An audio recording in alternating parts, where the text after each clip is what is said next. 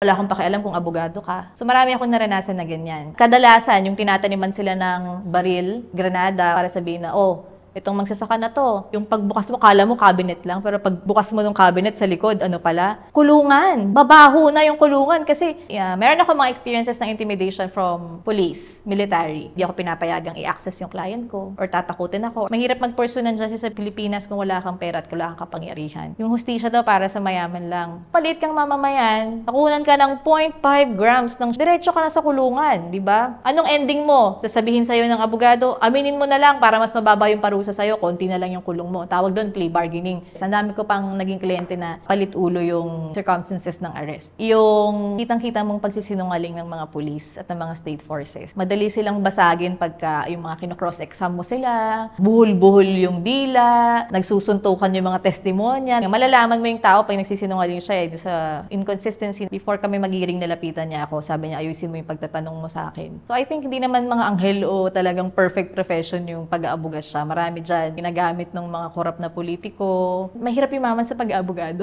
Mahirap. Akala namin, pagkaroon na kami ng lisensya, bilis na yumaman, ang hirap pala. Minsan ang tingin sa lawyer, lahat alam mo. So may mga lawyers na, hindi ko alam yan kasi hindi naman ako nasa litigation. Litigation, yun yung parang naghihiring ka sa korte. So not everyone does that, no? Hindi lahat ng abogado. So, yung misconception na parang ka-encyclopedia, lahat na lang itatanong sa'yo. Kahit may pasok o wala sa akin tinatanong, di ba? Kahit uulan ba bukas, involve ako sa pro bono work. Pag sabi mo pro bono, walang bayad. Ang tawag ko nga dito, puro abono hindi pro bono. Doon mo pa sa dulo itatanong yon para mahuli mo siya. Hindi mo muna ilalabas lahat ng bala mo. Mag-conceal ng questions and then sa bandang dulo, so ibig mong sabihin, ganito pala yung kasi kanina ito yung sinabi mo. Ang paghahanap ng aming mga guest at pagbabahagi ng kanilang kwento ay nangangailangan ng maraming oras. Pero sa tulong nyo, makakadiscover kami ng mga iba't iba pang mga istorya ng ordinaryong Pilipino. Para sa mas magandang community experience, pwede kayo makipag-usap at magtanong ng kahit ano sa aming mga naging guests at manatiling anonymous sa Discord. I-click nyo lamang ang join button para maging isang exclusive member. Maraming salamat!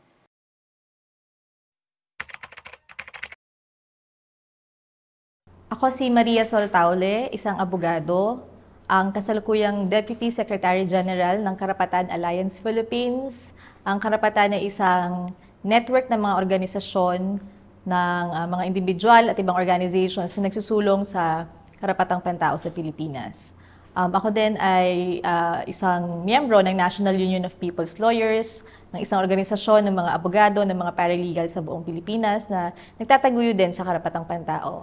On the side, ako din ay isang partner ng boutique law firm namin dito sa Quezon City. It's called Peoro Taule and Associates. Pwede niyo po ba kami makwentuhan ng journey niyo po sa pagiging abogado po? Paano po kayo naging abogado? Well, I am from a state university, from Polytechnic University of the Philippines sa Santa Mesa, Manila. Doon ako nag-aral ng bachelor's degree ko, Public Administration. And then right after graduation, I proceeded to PUP College of Law.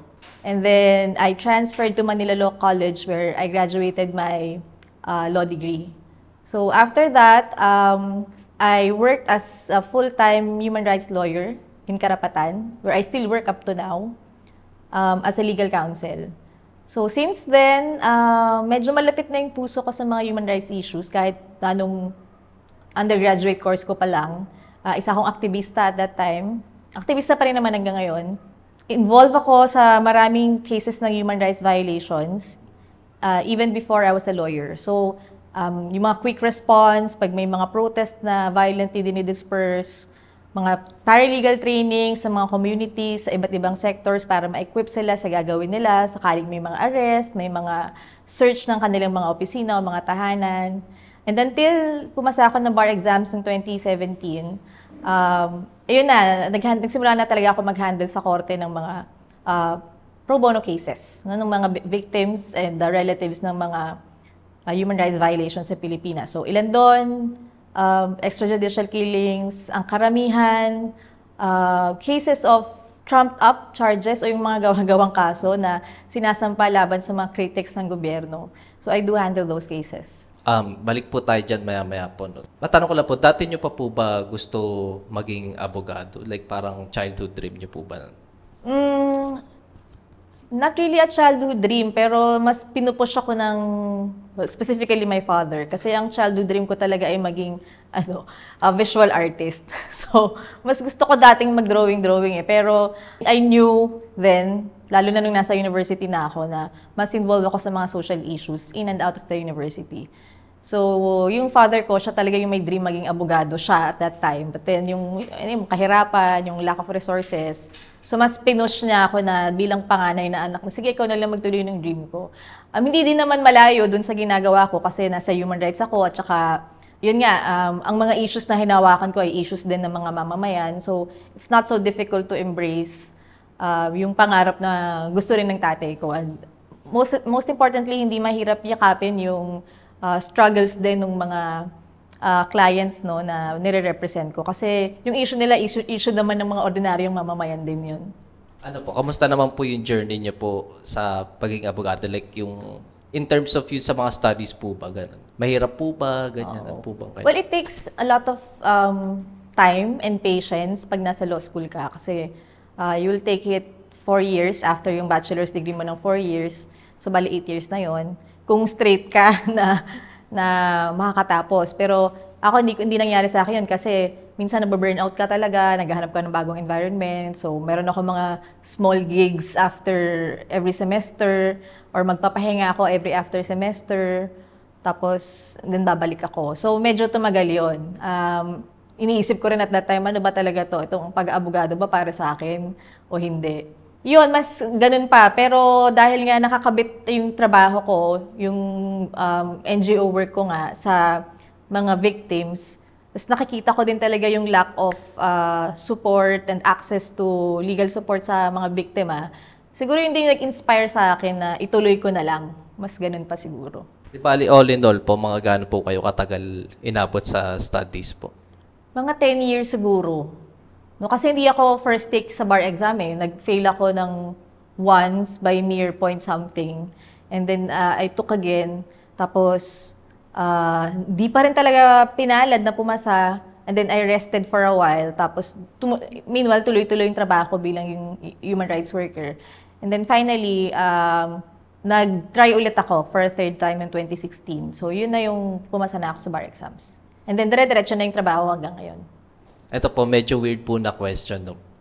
Ang notion po kasi ng mga tao kadalasan is, pag lawyer ka, di ba, parang magaling po dapat kayo magsinungaling para sa, alam niyo po yun, kasi kung sa mga kaso po na inahandle, totoo po ba yung gano'n na notion na kailangan para maging lawyer is magaling ka magsinungaling?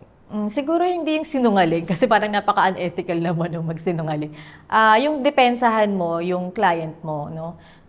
It varies eh. Depende rin naman sa mga kliyente na hinahawakan mo sa nature ng mga kaso nila. May civil, may criminal, may just administrative cases.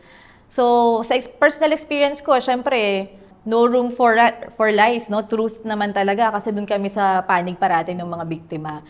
So, yun yung personal experience ko sa litigation kasi I've been doing litigation for, 7 years now siguro. Ano po yung masasabi niyo mga skill set na kailangan po talaga para maging abogado?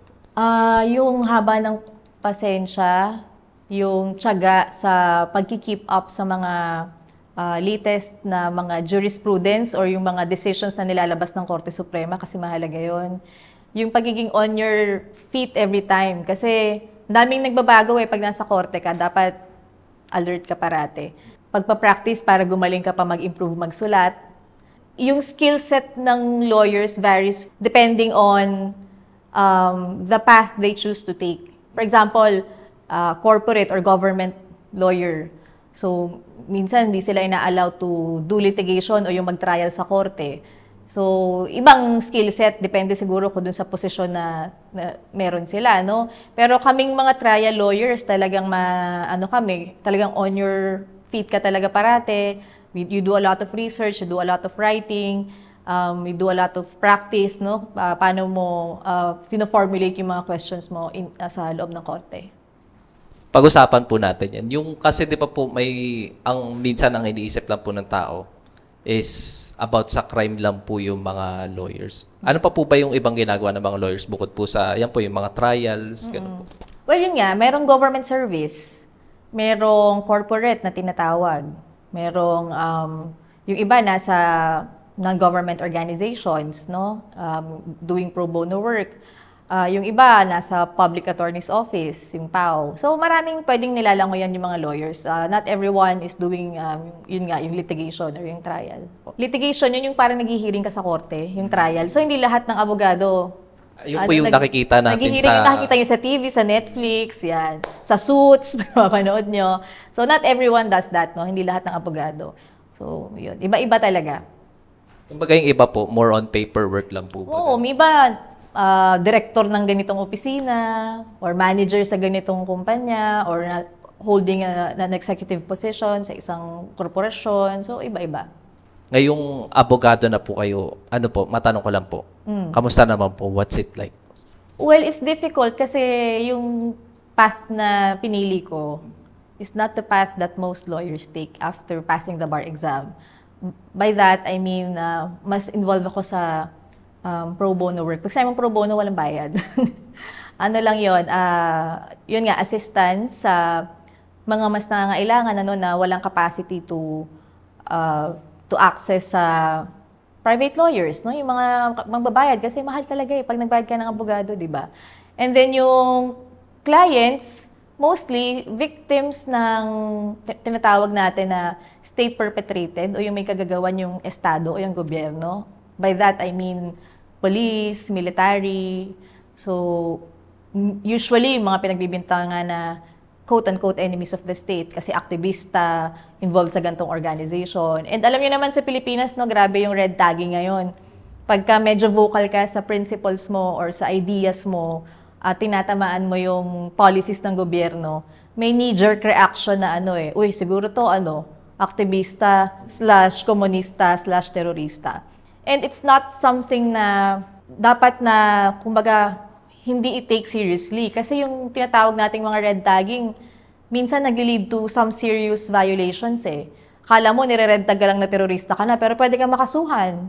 Not the very least, pwede kang madukot or pwede kang patayin. So, that means you're open to attacks pagka medyo nililabel ka na ganun ka. Seryoso yung matag ka na terorista ka, di ba? Parang nakakatakot yun.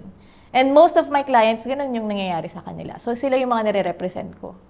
Ano po yung madalas na challenges nyo po na kinakaharap kapag ganyan po yung mga kaso na inaawakan po ninyo? Well, yung pinakamalala, yung nararanasan ng clients ko ay nararanasan ko din. And that is yung red tagging and terrorist tagging. At some point in my life, during the pandemic, the National Task Force to End Local Communist Armed Conflict or the NTF-ELCAC, isa yung ahensya ng gobyerno. Interagency yan. Ibig sabihin maraming mga ahensya ng gobyerno yung bumubuo sa NTF-ELCAC. Sila yung primary na nang red tag dun sa mga aktivista. So, sinabi nila na I've been meeting people para daw pabagsakin yung gobyerno. Pandemic nun, di ba, naka-lockdown. So, medyo pinublish nila yon online. Natakot ako, honestly, kasi pag gobyerno lang gumagawa sa yun yan and not some common netizen lang sa Facebook na komunista ka ganyan-ganyan. Pero pag nanggaling na mismo sa bibig ng gobyerno, kabahan ka na kasi sila yung may resources Nakakatakot yun. So yun siguro yung pinakamalaking challenge for me. Pero hindi siya sa akin step back Siguro mas nagpapa-strengthen yun sa resolve ko na ituloy yung trabaho ko. Kasi yun yung gustong gawin nila pag tinatakot ka para itigil yung trabaho mo, di ba? And when you stop, it means mas effective sila sa ginagawa nila. And I will not dignify any words na sinasabi nila sa akin publicly. So talagang mas pinapatunayan ko na gagawin ko pa rin yung ginagawa ko kahit na anong sabihin niyo sa akin kasi alam kong ito yung tama. Meron ako mga experiences ng intimidation from state forces, police, military. Marami yan. Not just inside the court, but also outside the court. Pag pumupunta ako nagre-respond ako sa mga cases ng arrest sa military camps. Pumupunta ako sa police station. So, meron akong mga experiences na hindi ako pinapayagang i-access yung client ko or tatakutin ako or sasabihin sa akin, wala akong pakialam sa human rights, wala akong pakialam kung abogado ka. So, marami akong naranasan na ganyan. Bago po tayo pumunta sa seryosong usapan po. Seryoso? Hindi pa ba ito seryoso? Matanong ko lang po yung, kasi na-mention niyo po kanina yung sa nagpo-pro bono po kayo. Tapos, pagdating po sa mga sahod po sa lawyer, kasi parang lucrative po na alam niyo po yun, malaki po yung sahod. Totoo po ba na malaki ang sahod ng mga abogado? Oo. Again, depende rin yan kung saan yung tinahak mo. Lucrative, pag siguro nasa korporasyon ka. Pero pag nasa human rights work ka, ang tawag ko nga dito, puro abono hindi pro bono. So, depende talaga sa tinatahak mo. Pero, siguro yung may pagmamalaki ko lang, na gumigising ako sa umaga na fulfilled ka, di ba? Parang very ideal pakinggan, pero alam mong tama yung ginagawa mo, alam mo kung nasaan ka, grounded ka. Kasi hindi naman ako tatagal sa gantong trabaho. I've been in this work for 13 years eh. Kung hindi ko minahal yung ginagawa ko. Punta po tayo dun sa human rights po. Sure. Ano-ano po yung masasabi niyo pong naging violation sa human rights po dito sa Pilipinas po? Nako, ang lawak ng tanong na yan. Kasi siguro kung every administration, pag nagpapalit tayo ng administrasyon, ng presidente, nandyan lagi yung mga human rights violations. At iyan ay dahil din sa mga policies ng mga presidente at ng mga gobyerno, no? So, nag-range yan, again, sa pagpatay, pagdukot, panghuli, illegal arrest, at pagsasampa ng mga tinatawag nating trumped up or fabricated, gawa-gawang mga kaso. Purposely, para yung mga gumagawa ng ganitong trabaho, yung mga aktivista na nananawagan sa mataas na sweldo sana sa mga manggagawa, sariling lupa ng mga magsasaka, para tumigil na sila sa ginagawa nila, ikukulong na lang sila. At yung mga charges, very serious murder, pagpatay, panununog, arson, kung ano-ano pa na incredible, minsan kadalasan yung tinataniman sila ng baril at saka ng granada or explosives para sabihin na, itong magsasaka na to, NPA talaga to kasi may baril, nakuhanan siya sa bahay. Pero ang daming circumstances, almost all, talagang pinaplant. So yung planting, hindi yan something like new dito sa kaso ng, yung war on drugs, diba, yung tinataniman din para sabihin ng laban. Nangyayari na yan before. So as long as may mga policies yung gobyerno na binababa at nagkakascade down to the mga pinaka-barangay, mabababang unit ng lipunan natin, patuloy yung mga human rights violations. No? It all started with policies. Same with yung mga war on drugs, mga counterinsurgency, yung tinatawag ng mga policies tungkol sa mga tinuturing na enemies of the state. So, yan yun, no? Yan yung nagpapalala at nagpapatindi dun sa mga human rights violations sa Pilipinas. Maraming violations, no, nakadikit yung nangyari sa war on drugs ni Duterte. Una, yung pagpasok nila sa mga bahay ng walang pahintulot. Bawal yun eh. Diba? Unreasonable search at seizure. Sabihin, hindi makatarungang pagpasok at paghahalughog sa isang bahay na wala ka namang pahintulot. Yung pagde-deny ng counsel o ng abogado, di ba, isa yun. Ang dami dyan, yung mga, kung naalala nyo rin, meron mga secret detention facilities sa Maynila. Yung pagbukas mo, kala mo cabinet lang, pero pagbukas mo ng cabinet sa likod, ano pala, kulungan. Babaho na yung kulungan kasi cramp na yung mga doon, tao na hinuli ng mga pulis. So, sobrang daming violations to life and liberty, civil and political rights ng mga mamamayan at that time. May makakwento po ba kayong alam niyo po yung extreme na kaso na na-handle niyo po? Well, yung panahon ni President Duterte, dahil mag-anniversary na ulit to, March 7, 2021, merong simultaneous police and military operations na ginawa sa Calabarzon. Pinuntahan nila yung mga bahay ng mga aktivista at nag-serve sila ng mga search warrant, no, na galing sa mga korte. Ang sinasabi din sa search warrant, yung mga aktivista na daw na to ay nagtatago ng mga baril at pampasabog sa mga bahay nila. So, using that search warrant, pinuntahan nila sa iba't ibang places sa Cavite, sa Batangas, sa Rizal, sa Laguna, yung mga bahay ng mga aktivista, ni-raid nila, in short. Ang worst na nangyari dyan, gaya din sa war on drugs ni Duterte, pinalabas nila ng laban. So, pinagbabaril nila tong mga tao na to. I think 9 yung namatay dyan on March 7, 2021. Kaya tinawag yun na Bloody Sunday. You can search about it sa Google, pero ang daming news about it. So, nung time na yan, Sunday yan, kaya nga Bloody Sunday, talagang napa-QRT kami, napa-quick response kami dun sa mga lugar na yan para i-assist yung mga families ng pinatay at i-assist din yung mga mismong hinuli, mga nakakulong, may matatanda. Grabe yung mga allegations. Merong 60 plus years old na nagtatago daw ng granada sa, alam mo yung drawer na plastic, yung Orocan yata yun. Doon daw nakita yung granada. Sabi ko, may mga apo yung matandang to nakasama dun sa bahay. How come magtatago siya ng grenade, di ba? Hand grenade. So, meron din daw siyang firearms. Ang allegation sa kanya, nagbebenta daw siya ng gun runner daw siya. So, yun yung, I think, isa sa mga grabeng pangyayari in the past years under the Duterte administration. Nakita mo talaga blatant to. Yung papatayin ka harap-harapan sa mga kapitbahay and yung mga kasamahan mo sa loob ng bahay, di ba? So, yan yung siguro isa sa mga cases na talagang makikita mo how cold-blooded yung mga gumagawa nito, and ang nag-execute ng search warrant na to, yung mga nasa police, no? Nasa military. Kaya nakaka-dishearten din na dahil may policies nga against activists, ang dali lang pumatay. At ang pinakamalala dyan, walang accountability. Sinong mananagot sa pagpatay ng mga to? Ang hirap, no? Para dun sa mga biktima na humingi ng hustisya. Mahirap mag-pursue ng justice sa Pilipinas kung wala kang pera at wala kang kapangyarihan. No? Sabi nga nila, lalo yung mga mahirap nating kababayan, yung hustisya daw para sa mayaman lang. Kasi pag apelido mo, Marcos, edi ayan, kahit marami kang kaso, pwede kang tumakbo at maging presidente pa ng Pilipinas. Kahit na-convicted ka, edi ayan ka.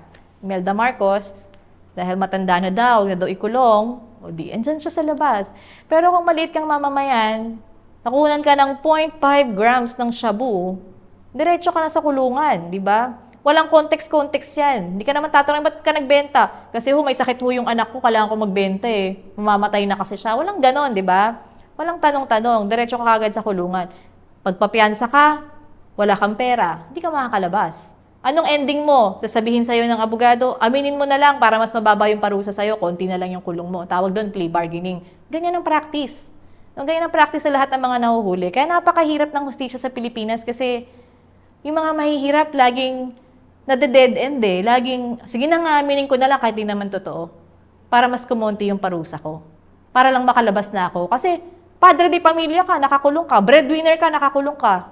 Yung mga bata mong kasamahan sa bahay, walang kinakain. Kailangan mo lumabas kasi kailangan mo magtrabaho. Ganyan yung mga difficulties na hindi na naiintindihan o pilit na ini-ignore ng kasalukuyang sistema na meron tayo. Karamihan sa mga na-handle ko na cases ng war on drugs, buhay naman sila. Pero most of them, planted evidence. Yung isa, pinasok sa bahay, but we believe it was something like a palit-ulo. Kasi may kaibigan siya na kasama niya sa bahay, and after the incident, hindi na niya nakita yung taong yon, yung kasama niya sa bahay.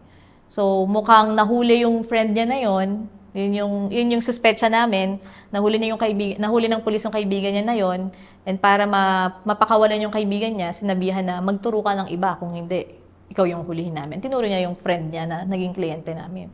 So, uso yan. Hindi lang siya isang beses. Ang dami ko pang naging kliyente na palit-ulo yung circumstances ng arrest. Medyo naman siya, no? Madaling intindihan. Sabihin, palit-ulo, imbis na yung tao na yun yung hulihin, may ipapalit na ulo. May ibang ituturo para makawala siya.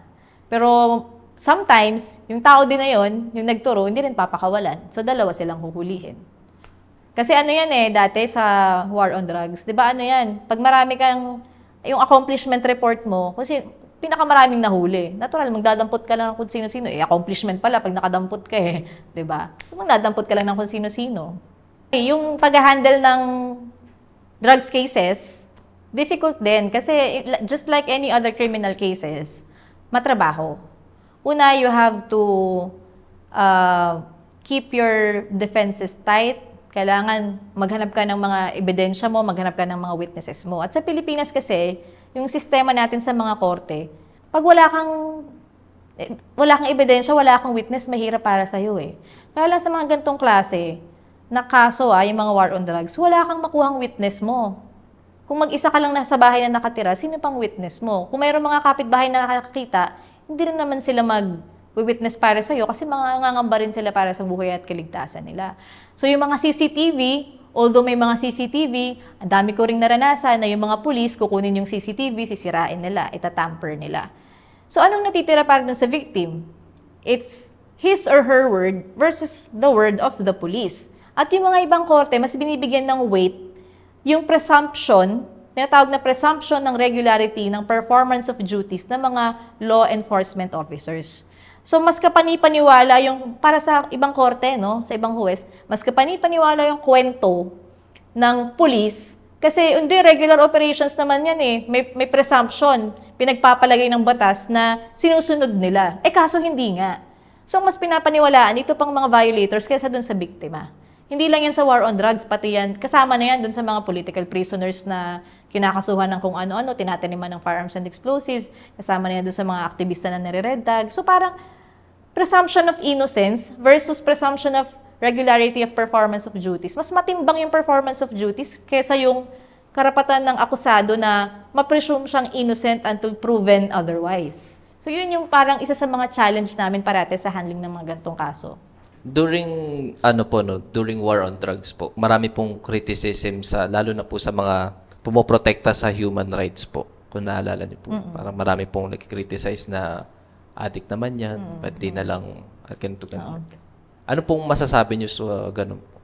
Actually, yung war on drugs, sabi nga nila, mas war on poor yan eh. Gera sa kontra sa mga mahihirap. Parang gustong i-exterminate yung mga pinakamahihirap na komunidad. Kasi ang tinamaan talaga niyan yung mga urban poor communities eh. Hindi lang sa Metro Manila, kahit sa labas ng Metro Manila. Mas hindi tinitingnan yung issue ng droga as something na issue ng kahirapan. Diba, sino ba namang tao ang nangangarap na yung anak niya magbenta ng droga o kahit siya bilang magulang ay magbenta ng droga para ipakain yun sa mga anak niya. Kasi walang trabaho, di ba? Walang matinong trabaho. Paano ka makakahanap ng matinong trabaho kung hindi mo kinayang makapag-aral? So sanga-sanga yung mga problema ng lipunan, hindi lang sa issue ng droga. Pero mas issue siya ng matinding kahirapan. At hindi rin siya tinitingnan bilang nasa lens ng kahit issue ng tungkol sa kalusugan, di ba? Bakit may mga gumagamit ng droga, di ba? And yun nga, yung mas yung grabe, yung decades at deep-seated problem ng poverty sa Pilipinas, talaga ang nagtutulak sa maraming tao. Kasi kung may maayos tayong trabaho, kung meron tayong pagkain araw-araw, meron pa bang gagawa ng mga ganitong bagay? I don't think so. I think Filipinos are dreaming for a life na maalwan na makakakain yung mga pamilya nila ng 3 beses ang araw without resorting to these kinds of illegal activities. Marami akong moments na every single case is interesting and memorable sa akin. Kahit na may pagkakapare-pareho yung nature ng cases. Mostly yung mga planted evidence. Pero siguro yung striking doon, ang similar doon sa mga cases na yun na hinahawakan ko, yung kitang-kita mong pagsisinungaling ng mga pulis at ng mga state forces. Madali silang basagin pagka yung mga kino-cross-exam mo sila, buhol-buhol yung dila, nagsusuntukan yung mga testimonya, napaka-inconsistent. So, meanwhile, yung clients namin nakakulong na ng 5 to 7 years dahil lang sa pinaniwalaang testimony nitong mga taong to, hindi ba? So, grabe yung sinirang panahon at oras away from the advocacies ng clients namin, tsaka yung time sa pamilya at sa mga kaibigan, ano? So, yun yung mga siguro striking na masasabi kong moment sa mga hinahandle kong kaso. Kasi, although pare-pareho silang sinungaling, iba-ibang degree ng pagsisinungaling. Malalaman mo yung tao pag nagsisinungaling siya sa inconsistency ng testimonies nila. So, yun. Yung mga iba, naging memorable kasi yung threats, bad memories, yung mga threats na nararanasan ko dahil lang meron akong narespondihan ng mga victims, yun. Marami yun, iba-iba.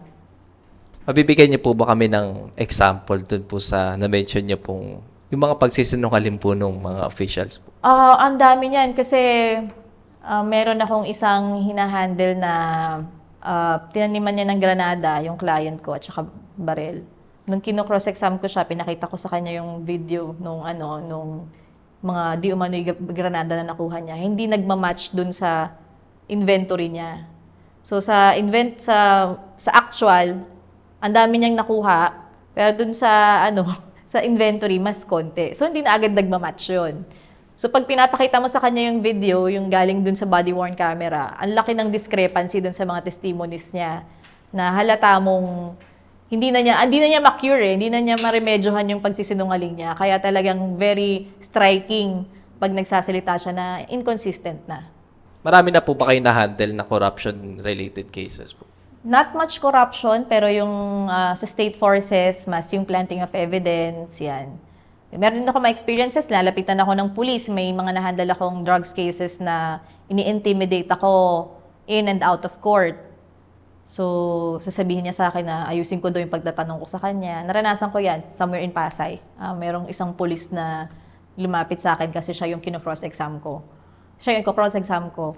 Before kami magigiring, nalapitan niya ako. Sabi niya, ayusin mo yung pagtatanong mo sa akin. Parang ganun. So, syempre, may mga baril yun eh, di ba? Pwede sana kung kung maliit lang siya eh, para magkasing tangkad lang kami. Pero dahil pulis siya at may armas siya, iba rin yung angas niya, no? Alam niya na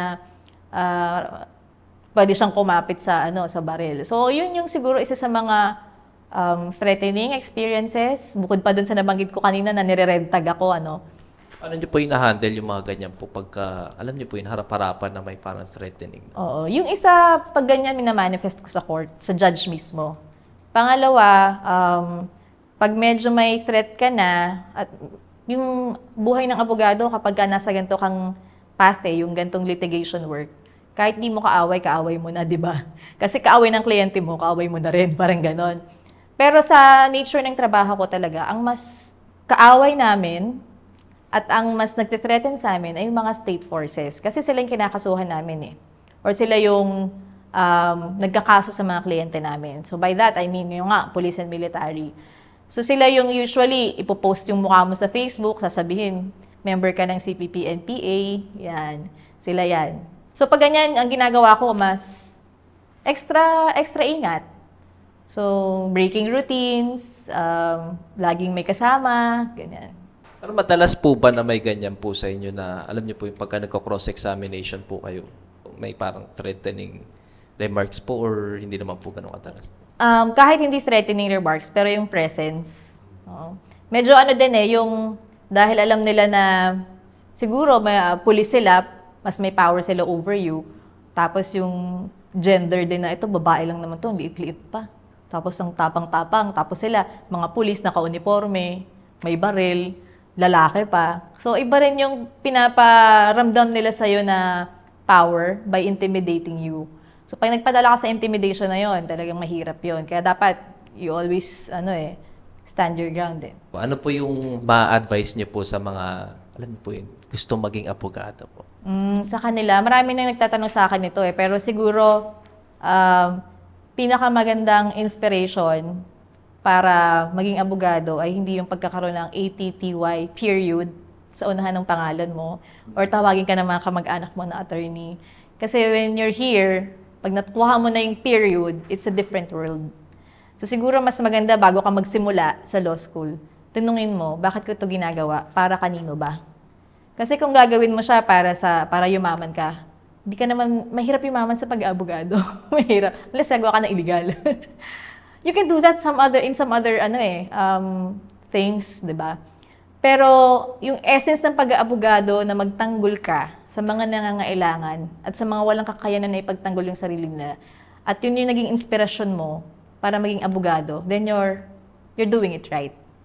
So I guess yun, yung pagtatanong na para kanino ko to ginagawa. Hindi naman po lahat ng abogado is mayaman talaga. Marami akong kakilala, no? Yung mga kapwa ko abogado na kala namin, pag ka-graduate namin ng law school, nagkaroon na kami ng lisensya. Bilis na yumaman, ang hirap pala. So parang ang dami, nag-regret pa no? Sabi ko, there's no point na mag-regret kayo kasi ilang taon na tayo nag-aral. So may hirap na yan. Kung gusto niya mag-vlogger na lang kayo, mas mabilis yumaman dyan. O mas mabilis magkapera dyan. So may mga ganong realizations yung ibang lawyers. Ako kasi hindi ko naman hindi ko masyadong problema yan kasi alam ko na nga kung saan ako papunta bago pa lang ako mag-abogado. So, I have no monetary expectations at all. Siguro yung racket o just enough money para makabayad ka at maka-sustain ka ng buhay mo as a lawyer. Yun lang. Kung tumama ako sa loto, why not? Pero hindi just like any other profession, kahit nga pagdodoktor, di ba? Or kahit na yung mga nurses natin, mga OFWs natin, walang easy money. Para sa karaniwang tao, walang easy money. May easy money para sa mayayaman at sa mga politiko. Sa atin, wala. We have to work hard. May ano po ba kayong makukwento? May mga misconception po ba kayong palagi naririnig about sa lawyers dito sa Pilipinas po na pwede niyo po ma-clear up? Para kasi yung mga ibang misconception, totoo naman. Pero misconception, Ano po yung mga misconception na parang totoo po na? may mga iba talaga na, yun nga, gaya ng sabi mo, may mga hindi gumagawa ng maganda, di ba? Hindi lahat ng lawyer, ayun, isa pa siguro misconception, hindi lahat ng lawyer ay involved sa litigation. Kasi minsan ang tingin sa lawyer, lahat alam mo. So may mga lawyers na hindi ko alam yan kasi hindi naman ako nasa litigation, hindi ako nagtatrial. O yung misconception na para ka-encyclopedia, lahat na lang itatanong sa'yo. Minsan may nagtatanong sa akin, kahit may pasok o wala sa akin tinatanong, di ba? Kahit uulan ba, bukas may bagyo ba? Feeling mo, ako ba si Kuya Kim? Bakit lahat tinatanong? May ganun siguro na hindi, alam nito kasi siya, lawyer siya eh. Akala nila matatalino kami lahat eh. Yun. Hindi po ba totoo yun na matatalino po ang Siguro most of it is because of hard work. Kasi nung law school ako, di ba, ilang beses din ako nag-leave, ilang beses ako nag-fail sa bar. Pero siguro pinagtiyagaan ko lang at yung gusto mong matuto every time. So, hindi pwedeng pag nag-fail ka, tapos na. Pag nag-fail ka, do better next time. So, mas ganun siguro yung pagsisikap more than yung magaling ka. Kasi yung magaling ka, kaya mong pag-aralan yun eh. Pero yung wala kang tiyaga at tamad ka, mahirap na work practice yun. Ano po yung mga kadalasang ganap po sa loob ng korte kapag may dinedefend na po kayo? Gano'n po ba kahirap yung mga ganyan? Pag hindi ka ready, mahirap. Pero pag ready ka, kaya mo naman. So, the usual, ihaharap yung witness ng kalaban mo, tatanungin siya ng abogado niya, and i-cross-exam siya or tatanungin siya ng abogado ng kalaban niya. So, medyo palitan ng questions. You have to ask the right questions kasi kung hindi, magiging possible na may effect yun dun sa depensa ng kliyente mo. So, yung mga napapanood nyo sa TV, more or less like that, no? Pero hindi gaya nung sa US na may jury, di ba? Yung parang nagsispeech pa muna bago magsalita or after magsalita. So, sa Pilipinas, wala, hindi naman tayo jury system. So, question and answer, smart questions dun sa witness na nakaupo. So, ganun yung itsura ng usual trial sa court. Siguro yung style din kasi sa pagtatanong, hindi mo tinatanong, kumbaga na-anticipate mo kung anong sasabihin ng witness mo. So, hindi ka pwedeng magtanong nang hindi mo nahuhulaan kung, pag tinanong ko to, malamang ito yung sasagot niya. So, careful ka dapat sa ganun. Minsan, hindi mo muna papalabasin yung gusto mong makuha dun sa witness mo na sagot, dun mo pa sa dulo itatanong yon para mahuli mo siya. So, hindi mo muna ilalabas lahat ng bala mo na tanong. In short, gagalingan mo na mag-conceal ng questions and then sa bandang dulo, so ibig mong sabihin, ganito pala yung kasi kanina ito yung sinabi mo. So, dun mo minsan nahuhuli kung nagsisinungaling yung kalaban. Usually, these people, yung mga police, no, by that I mean mga police, may ina-execute silang mga salaysay or affidavit. So, pag kinonfront mo yung affidavit sa kanila, alam ko na hindi naman sila yung gumawa nun kasi pare-pareho kina-copy-paste dun sa mga iba pang witnesses. So, parang pare-pareho naman to. So, pag pinakwento mo na sa kanila yung totoong nangyari, hindi nila ma-articulate. So, bumabangga dun sa salaysay nila. So, kasi hindi naman ikaw gumawa ng salaysay mo, ibang tao, di ba? Pinirmahan mo lang. Pero nung pinapakwento na kita kung ano yung totoong nangyari, bumabangga dun sa salaysay na ginawa niya. Kaya alam mong hindi niya sinasabi yung totoong nangyari. Ganon. May ibang mga kwento ba kayong gustong marinig? I-comment nyo lang yan sa comment section at huwag nyo na rin kakalimutan na i-like, share at mag-subscribe sa aming YouTube channel.